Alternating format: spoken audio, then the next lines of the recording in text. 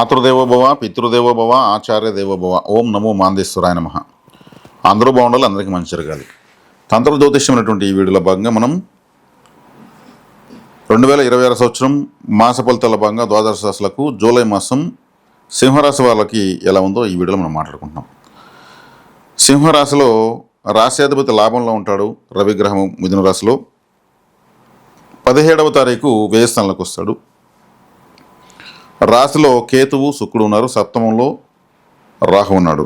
అష్టమంలో శని ఉన్నాడు. అష్టమ శని నడుస్తూ ఉంది. పదవ ఇంట కుజుడు ఉన్నాడు. కుజుడు 10వ ఇంట్లో ఉంటే రాశిని చూస్తాడు. 12వ ఇంట్లో గురువు ఉచ్చస్థితిలో ఉన్నాడు. 11వ ఇంట్లో బుధుడు ఉన్నాడు. చూస్తే ఈ రాశిని కుజుడు చూడడం చాలా మంచిది. గురువు శనిని చూడడం చాలా మంచిది. అష్టమ శని నశించిపోతుంది. కుజుడు రాశిని చూడడం వల్ల భాగ్యాధిపతి రాశిని చూస్తాడు కాబట్టి ఖచ్చితమైనటువంటి నిర్ణయాలు చేయగలుగుతారు. గుర్తింపు బాగా వస్తుంది. కేతు రాశిలో ఉండడం వల్ల తలనొప్పి, హెయిర్ ఫాలింగ్, హెడ్ఏక్, తలకు గాయం కావడం, మతిమరుపు, విసుగు, అసహనం లాంటివి వస్తూ ఉంటాయి. వాటి నియంత్రణకు మీరు విఘ్నేశ్వర ఆరాధన విశేషంగా చేయాలి. కొబ్బరికాయ తలకు చుట్టుకుని మీరు దిష్టి తీసుకుని పగలగొట్టాలి. తలకు 3 చుట్లు అటు 3 చుట్లు తిప్పుకొని కొట్టాలి. శుక్రుడు రాశిలో ఉన్నాడు కాబట్టి చాలా జాలీగా ఉంటారు. ఈ రాశికి తృతీయాధిపతి రాశిలో ఉండడం ఆహ్లాదకరమైనటువంటి విషయాలు, ఉల్లాసమైనటువంటి విషయాలు మీకు ఎన్నో అటువంటి సందర్భాలు ఎదురవుతాయి. రాశ్యాధిపతి 17వ తారీఖు తర్వాత 12వ స్థానంలోకి వస్తున్నాడు. తీర్థయాత్ర శ్రవణము, అదేవిధంగా పురాణ కథాశ్రవణం లాంటివి బాగా ఉంటాయి. మీరు ఏదన్నా పడుకునేటప్పుడు ఏదో ఒక భక్తి సంగీతాన్ని పక్కన ప్లే చేసుకుంటూ నిద్రపోవడం మంచిది. ఓంకారం కానీ, పంచాక్షరి కానీ, ఇంకేదైనా మీకు నచ్చినటువంటి దేవతా శ్లోకము విన్న తర్వాత పడుకోవచ్చు. గురువు కూడా అక్కడే ఉన్నాడు. గురువు కూడా బెడ్రూమ్లో ఎలా ఉంటుంది, చాలా డిగ్నిఫైడ్గా ఉండాలి. కాబట్టి బెడ్రూమ్లో అనవసరమైనటువంటి వస్తువులు పెద్దగా ఉండకూడదు. ఏదైనా మంచి పర్ఫ్యూమ్స్ యూస్ చేయండి. గురువు అక్కడికి వస్తున్నాడు కాబట్టి ఆల్రెడీ ఉన్నాడు.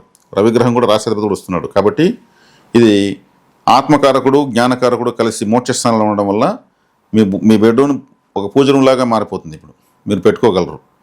మరి ఇలా చేసుకోగలిగితే మీకు దైవబలం విపరీతంగా పెరుగుతుంది. నిద్ర లేవగానే ఏదో ఒక శ్లోకం చదువుకోవాలి. నిద్రపోయేటప్పుడు ఏదో ఒక దైవ నామస్మరణ చేసి పడుకోవడం మంచిది.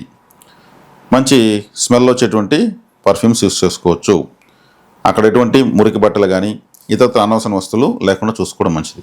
ఒక విఐపి, ఒక ముఖ్యమంత్రి, రాష్ట్రపతి, ప్రధానమంత్రి ఒక చిన్న గ్రామానికి వస్తే ఆ గ్రామం అంతా శుభ్రం చేసేస్తారు నీట్గా.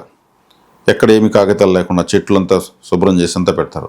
అలా ఒక గురువు అనే ఒక విఐపి మీ యొక్క బెడ్రూమ్లో ఉన్నాడు కాబట్టి చక్కటి దైవ సంగీతం అక్కడ ఏదైనా వినిపించాలి.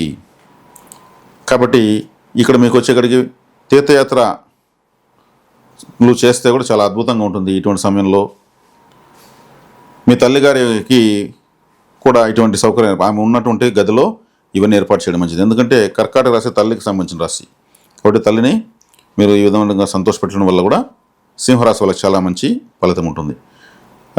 సప్తమంలో రాహు ఇబ్బందికరంగా ఉంటుంది. సింహరాశి రాహు మంచివాడు కాదు. దుర్గాదేవి ఆరాధన కానీ, ఖడ్గమాల స్తోత్రత్నం కానీ చదువుకోవడం చాలా మంచిది.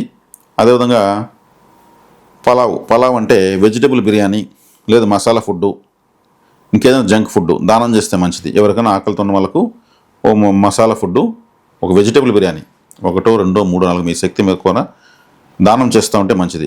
ఎందుకంటే రాహు అంటేనే మసాలా ఫుడ్. రాహు ఈ రాశికి మంచివాడు కాదు కాబట్టి దానం చేయడం వల్ల ఏమవుతుంది, ఆ యొక్క దోష తీవ్రత తగ్గిపోతుంది. అష్టమ శని నడుస్తూ ఉంది. శనేశ్వరుని గురువు చూస్తున్నాడు. గురువు చూడడం వల్ల అష్టమ శని దోషం తగ్గిపోయింది. కాబట్టి సింహరాశి వాళ్ళు యాక్టివ్ కావాలంటే ఎప్పుడు కూడా రాశ్యాధిపతిన రవిగ్రహానికి శక్తినిస్తున్నది శివుడే కాబట్టి శివాలయానికి వెళ్ళి కనీసం 48 నిమిషాలు, కనీసం 24 నిమిషాలన్నా ఉండాలి. అదేవిధంగా శివాలయంలో 5, 11, 28 దీపాలు ఏదైనా పెట్టచ్చు. లేదు మీ వయసుకి ఎన్ని సంవత్సరాలు అన్ని దీపాలు పెట్టచ్చు. 30 సంవత్సరాలు మీ వయసు అయితే 30 దీపాలు, 50 సంవత్సరాలు మీ వయసు అయితే 50 దీపాలు, అట్లా వయసుకు సమానంగా దీపాలు కూడా సింహరాశి వాళ్ళ శివాలయంలో పెడుతూ రావడం వల్ల అనేక శుభ ఫలితాలు మీరు చూడొచ్చు. పెడితే వస్తే మీకే తెలుస్తుంది. కాబట్టి ఈ సింహరాశిలో మోక్షకారకుడు కేతు ఉన్నాడు. మోక్షస్థానంలో గురువు రవి వస్తున్నారు. కాబట్టి కుజుడు కూడా రాశిని చూడడం వల్ల మీకు మరింత శుభ ఫలితాలు కలుగుతాయి, ఎటువంటి సందేహం లేదు. కాబట్టి అష్టమ శని అనేది నివర్తించబడింది. కాబట్టి మీరు ఇప్పుడు చెప్పినటువంటి ఈ విషయాలు చక్కగా మీరు విని 1కి 2 సార్లు ఈ ఆలయ పరిహారాలు, వ్యక్తిగత పరిహారాలు చేసుకోవడం చాలా మంచిది. కేతు జన్మంలో ఉంటే హెయిర్ ఫాలింగు, హెడ్ఏకు, విసుగు, అసహనం లాంటివి వస్తాయి. కాబట్టి చికెన్ తినకూడదు వీళ్ళు. ఈ సమయంలో చికెన్, ఎగ్గు తినకూడదు. కోడికి బ్రౌన్ రైస్ వేస్తే మంచిది. కాబట్టి చక్కగా సుబ్రహ్మణ్య ఆరాధన, విఘ్నేశ్వర ఆరాధన చేసుకున్నప్పుడు కూడా మరింత శుభ ఫలితాలు అందిస్తుంది. అందులో ఎటువంటి సందేహం లేదు. ఈ పరిహారాలను పాటించుకున్న సింహరాశి వాళ్ళు మరింత శుభ ఫలితాలు పొందుతారని ఆశిస్తున్నాను. శుభం.